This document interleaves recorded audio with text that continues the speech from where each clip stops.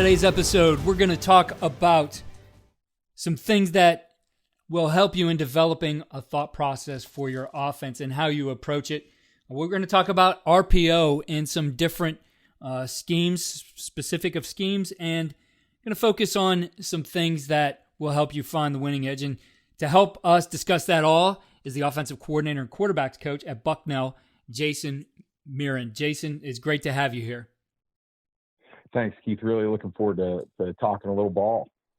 Well, Coach, before we get into some of the specifics, and you have a lot of great stuff you're going to share with us today, talk to us a little bit about your coaching journey. And for you, how did this start? What was it that made you want to become a football coach?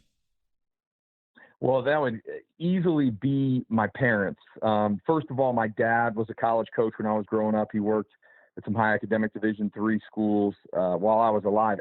Amherst College, Swarthmore College, eventually moving on and getting a job at University of Pennsylvania before becoming a high school administrator. But football has always been a part of my life. And my mom made it a point. I mean, we went to practice, watched my dad's team practice every single day. And, obviously being around football is important, but looking back on it now, the biggest thing that attracted me was I saw the way that my dad left the house every single day with a purpose, whether it was trying to make his players better in the off season in training, trying to beat an opponent, and just what that did for his quality of life. Just the different and incredible people that the game of football brought into my life, especially through my dad's staff and the players that he coached. I mean, probably subconsciously really did a lot for me. And then I would just say, I was fortunate enough to get a great education at the University of Pennsylvania and play football there. And I was fortunate enough to get some really good internships. As good as those internships were in the real world, I continued to go back and I said, I want to be around people like my father and the people that he was around. And I remember, unfortunately, my second to last game of my college career, we lost. We lost the league championship, and I just turned to my dad. I remember saying to him, I want to coach, and he said, "Yeah, I know." So he helped me get my first job, and I've worked for people like John Troxel, who does an unbelievable job at Franklin and Marshall, and with Lawrence First and Goal, great cause, for pediatric brain cancer. And,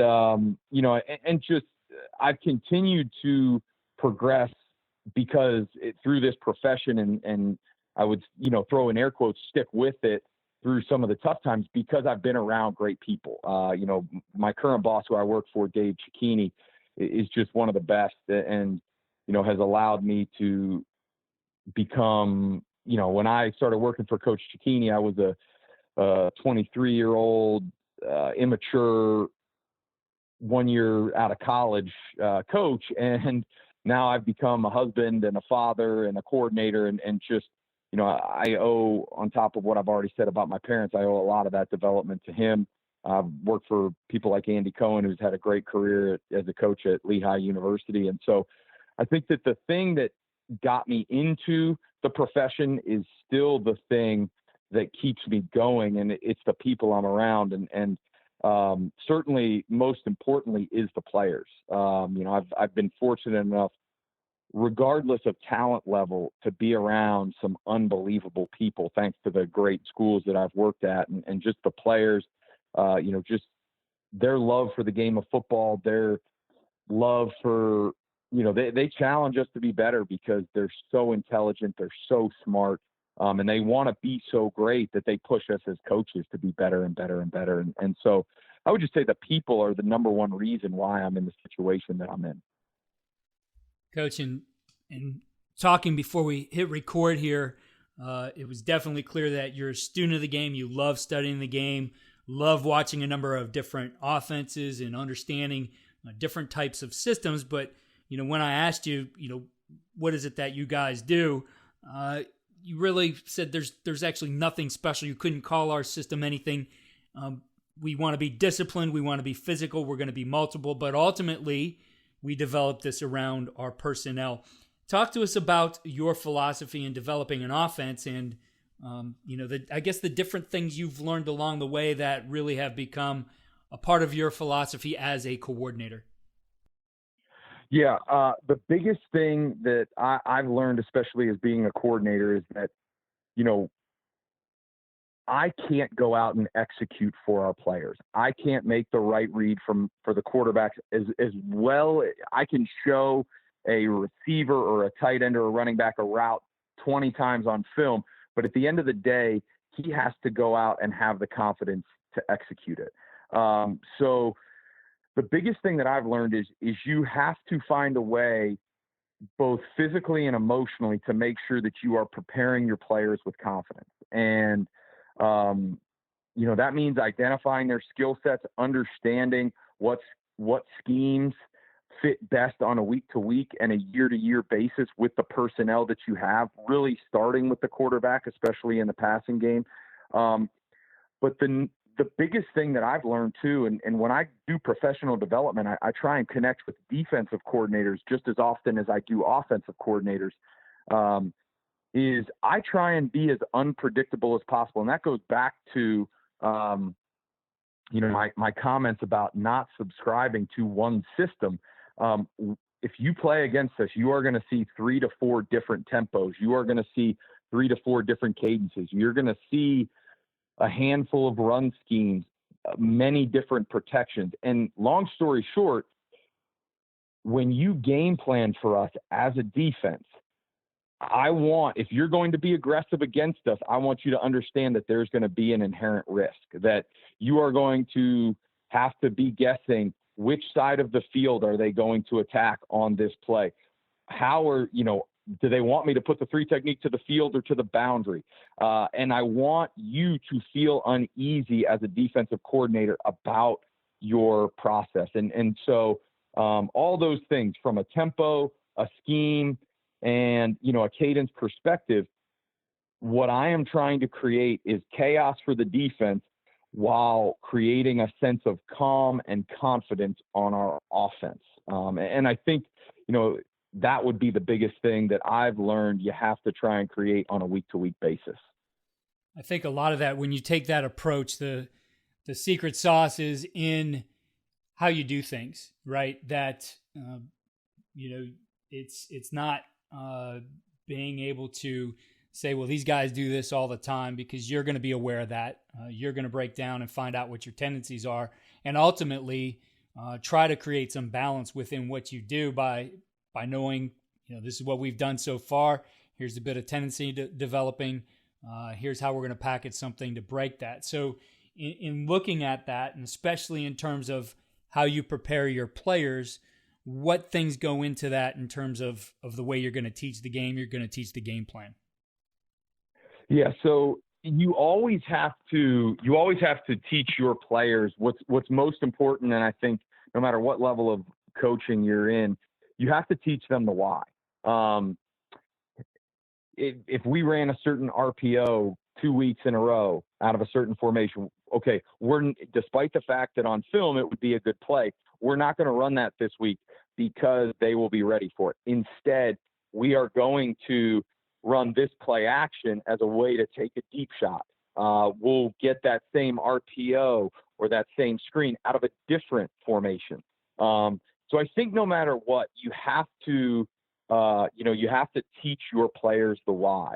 One of the biggest things that we do is we have a planned identity when the season when the season starts, headed into preseason camp against our own defense. We track, just like we would throughout a season, in our team periods, in our skelly periods, our inside run periods. We track what plays we are running the most and how successful we're being, so that we are starting to understand what our identity is. And we share that with our players so that they understand, despite what we may like on a piece of paper, here's what's actually working. Here's what we need to do better at. The same thing goes, and data analytics is so hot right now. We use that information that we track ourselves, and we say, hey, here's why we're going to do this week because this has been successful. Here's why we're going to put a hold on this play, or we're going to tweak this play because it has yet to be so successful. So, I know that's a long-winded answer to simply say, we give our players the why of what we are doing, and we give them concrete data that supports that, so that when things do, not everything's going to be successful. And sometimes things even serve a purpose, whether you hit on that play or not, that counter or that adjustment, that play that builds on a staple of your offense. Whether you hit on it or not, it tells a defense, hey, this guy is aware of his tendencies. He's aware of his identities, and it lets future opponents know, okay, now I got to be ready. Okay, this is what they've done the previous week, and so even if you're not successful in those tweaks that you make, you've still created confidence within your offense with, hey, this is our process.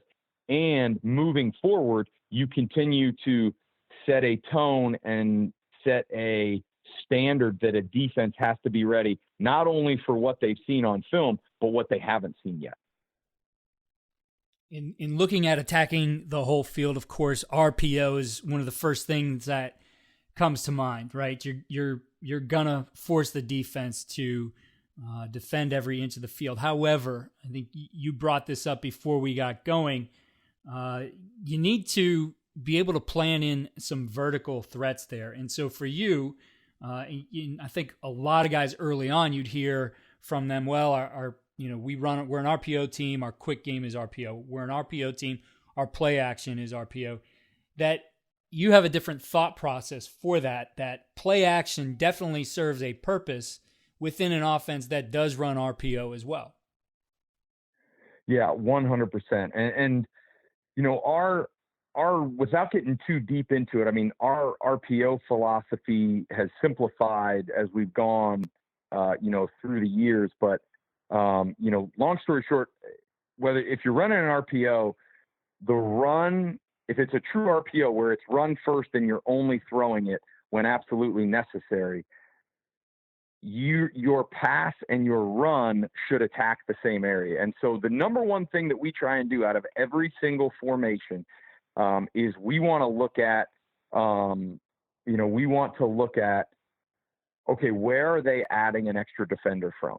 Is it going to be, who do we need to be aware of? Who do we need to tell our quarterback to keep an eye on so that he understands the RPO? And then from there, whether you are a team who locks, what we call locking a run and making an automatic run, or throwing an RPO that undoubtedly is an intermediate route that's probably going to be completed somewhere between 5 and 12 yards down the field, you really have to ask yourself, well, okay, what am I doing to this secondary to make them worry about the ball getting thrown over their head? And if you are a running team and an RPO team, you're really not doing anything. And so we really spend a lot of time each week, whether it's move play actions, naked, bootlegs, or especially pocket play action, saying, okay, how can we build play actions off of our RPOs? Okay. And sometimes it's just running, Steve Sarkisian is doing a phenomenal job at Alabama with the receivers that he has running, just double moves off their RPOs, and a lot of people are doing that. Some people are just running deeper versions of their RPOs and getting those guys to backpedal and flip their hips. And so, I think the biggest thing that you have to ask yourself is, if you want to be successful at RPOs, how can you create a vertical passing game out of pocket play actions? Because you have to make those safeties backpedal and those corners backpedal, and you have to put the fear, because defensive back coaches, the number one thing that they preach to their guys is do not get beat over your head. And so you have to, while RPOs are great, they become better when you can create a great vertical passing game in play actions. And I think, you asked the question as well, just following up on what we said earlier. Sometimes what we'll do is, if an RPO has been good the last 2 weeks, we won't put it in, but we'll put in a play action off of that as a way to create, for us to be able to bring that RPO back 1, 2, 3 weeks down the road. Yeah.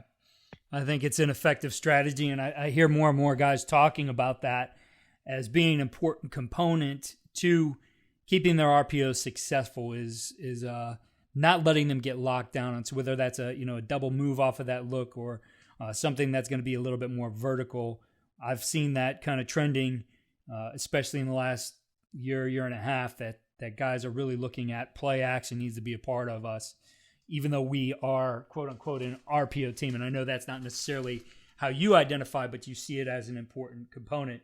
I know the other concept we talked about, and it's one I love. I've used it a number of times. I remember initially using it at the high school level. I went out to a clinic. Geez, this must have been the early 90s, and it was at Carnegie Mellon. Rich Erdely was the offensive coordinator there, and he was talking about this concept of quick naked, right? Quick boot. And Tony DeMeo was another one. You see, he's used it for some time, but it kind of came back to the forefront.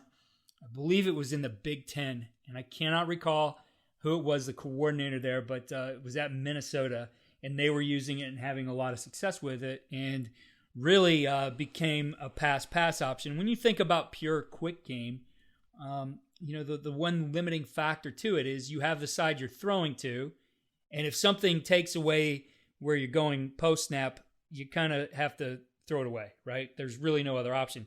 However, the quick game paired with naked or boot, however you might run it, kind of gives you an element to keep the play alive and have essentially a built-in scramble away from the quick with guys running to that side if they didn't get the ball thrown to them on the quick game. So I know that's something you've used in the past when you're at some other places, but talk to us about that aspect of offense and what you like about it. Yeah, I think number one, you hit the nail on the head of, quick game can be very difficult, right? A lot of people go, one high, two high in their three-step quick passing game.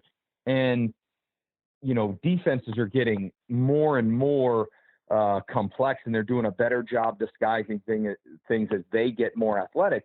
And it doesn't take much to mess with the pre-snap read of even the best quarterbacks. And so the best thing that I like about the dash protection is it gives the quarterback 100% confidence, number one, where his read starts. And I think even in what sometimes can hold up, good to average quarterbacks with the three-step is they know the right side to read to, but they're not confident where their read progresses from there. So number one, right, we're talking about your first read always starts with the three-step.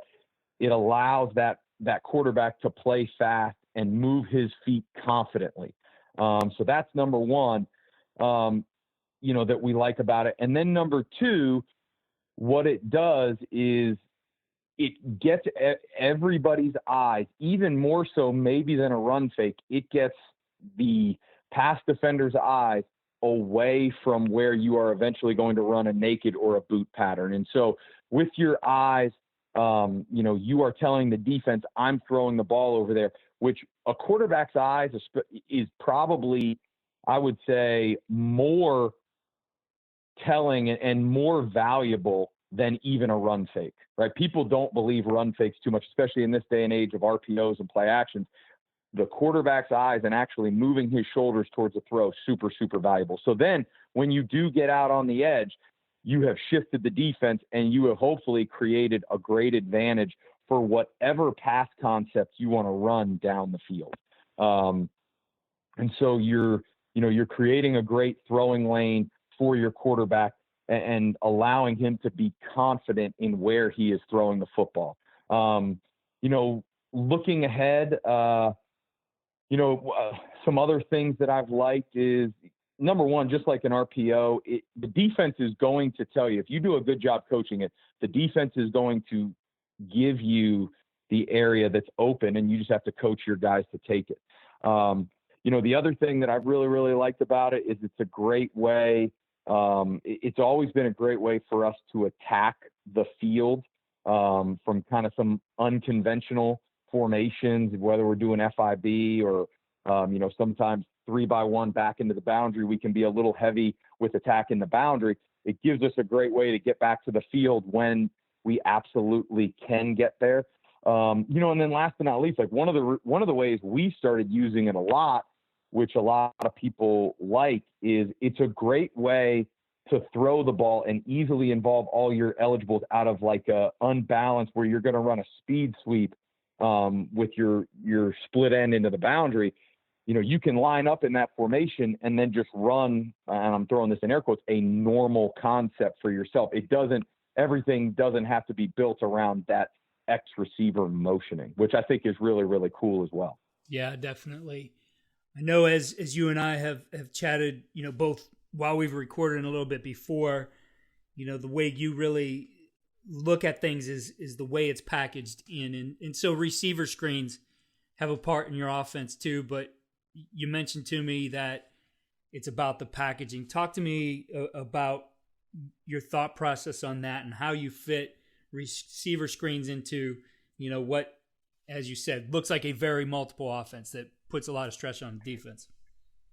Yeah. So the area that wide receiver screens and wide receiver screens to a certain degree are an extension. You can either call it an extension of your 3-step pass game, or we really consider it an extension of our outside run game.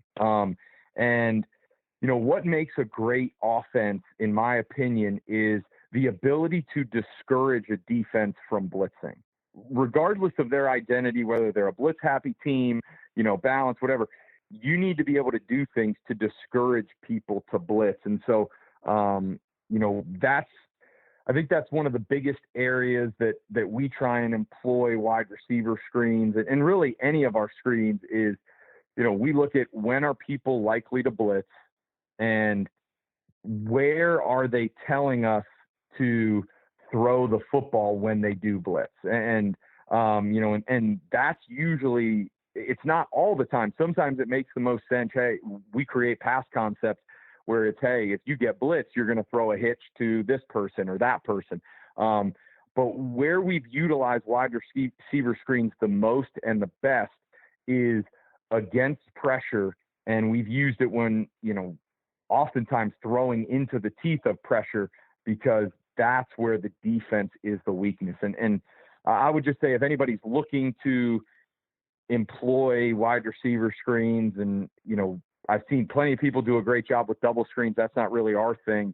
I would just say, continue to look at a defense and say, when they blitz us, where do they not want us to throw the football, and see if you can get a quick hitting play out there. And because when teams are blitzing, right, they are, especially when teams blitz the edge, they're taking away your outside run game, and wide receiver screens are kind of our way to take that back. And we're basically still getting exactly what they're trying to take away from us. I love the thought process there. And moving ahead, kind of flipping switches here, taking a look at, your approach to continue learning. You mentioned you're rereading, and it's one of my favorite coaching books, Finding the Winning Edge by Bill Walsh. But for you, you kind of have a philosophy in how you're going to approach this game, and both, I guess, the trials you might have along the way, as well as the success in the place you'd like to get to. I think it's a great philosophy. You shared with me before, but talk to us about how you think about that and your approach to the professional development side of this game. Yeah. So, the biggest thing that I've realized is, and I was like any young coach, right? I had my dream school or two that I rooted for. And of course, my only goal is to work my tail off and go coach at that school. And there's not one way to be successful, and you don't just have one path. You don't just have one chance to be successful. So, a lot of people think, when they get a chance to potentially move on, or they're looking at their current position and how can they improve themselves, they sit there and they say, okay, well, if I do this, this will get me here faster. Or if I do this, I'll get there faster. And the truth of the matter is that's just, that's not true. At the end of the day, you are in control of how hard you work on a day in and day out basis. You are in control of, your career moving forward. And I think we all place too much value on a short-term move that is going to somehow impact us 25 years down the road. And I just don't believe in that. Continue to be grounded, continue to be where you are and work your tail off. From a professional standpoint, that's the number one thing I'd say. I would also just say, there's not one way to do things. And that's why I continue to try and learn. I try and get as much film for the off season as possible. And we look at, when we go as an offensive staff, I tell our guys, we should look at the teams with the best total offense, and we should look at the teams that are the best on third down, and we should look at the teams that are the best in the red zone, because those are the three things statistically that year in and year out win football games, outside of course, turnovers and negative plays, which nobody's trying to create. And so we study those teams every single year, and sometimes we grab things from those teams, and we say, hey, this is a great addition to what we do. This would be a great complement out of this formation and this formation. Sometimes we don't.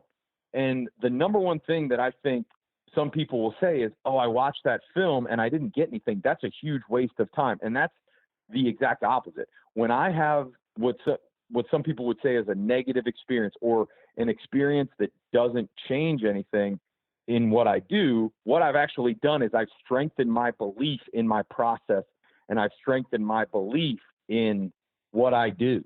And so that's what I would continue to tell people, is continue to go out and learn. And even if you don't pick something up, even if you don't add something to your arsenal schematically, philosophically, what you're doing is you're actually strengthening your beliefs in what you do. And your beliefs and your values are going to get tested in this profession, and they need to be strong, or else you'll be kind of lost at times when you really, really need your values and your strengths the most. It's a great message and a great approach to this, and kind of dovetails then with our next question. We mentioned finding the winning edge, and that's where I take the last question from that I ask everybody. And when you look at all you do, Coach, what is it that you feel is the one thing that gives your players the winning edge? I want it to be discipline. I think that discipline is the reason why we win football games. And, what discipline is, in my mind, people can define it differently, it is the self-control to complete a task despite the emotions and the pressure and the whatever other conditions are surrounding a situation. Fourth quarter, Patriot League championship is on the line, we're in the FCS playoffs. I want our guys to be so disciplined that they are so focused on their task at hand, and it's so ingrained in them that the situation is not too big for them, and they're going to go out and out execute the defender or the 11 defenders in front of us. And I think that's key for anybody. And I think, to me, the different people I've studied, and I'm open to changing my philosophy, but at the end of the day, discipline is the easiest way to predict and replicate results. And that's what we try and do. And we're not there yet. We haven't perfected it. Our guys have made great strides here at Bucknell. And certainly you look back to some of the games we won and some of the close ones, I think discipline was the difference just in those moments.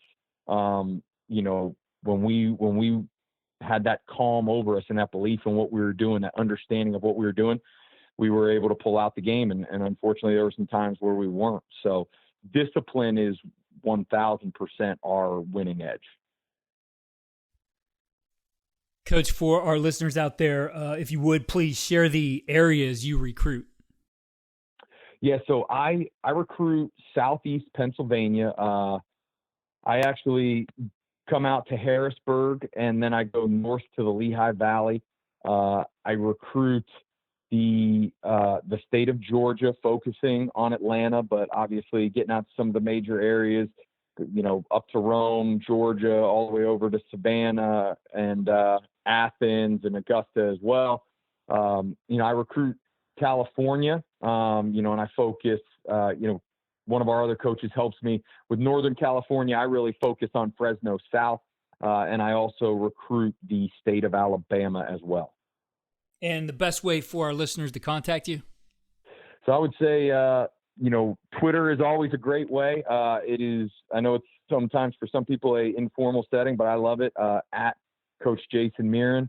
And then, my email address as well, jm065@bucknell.edu always works as well. Coach, I really appreciate you taking the time to talk some ball with us and share some ideas, just some great ideas today, both on the offensive side of the ball and in the approach to this profession. So thank you for that, and thanks for the time. Awesome. Thanks for having me. This was great. Thank you again for listening to the Coaching Coordinator Podcast. Please, if you are enjoying the podcast, head over to iTunes or Spotify and click 5-star for a rate. If you have a minute, write a review. It really helps the podcast. Check out our new home for the Coaching Coordinator Podcast. That's at coachandcoordinator.com. And follow me on Twitter at Coach K. Grabowski.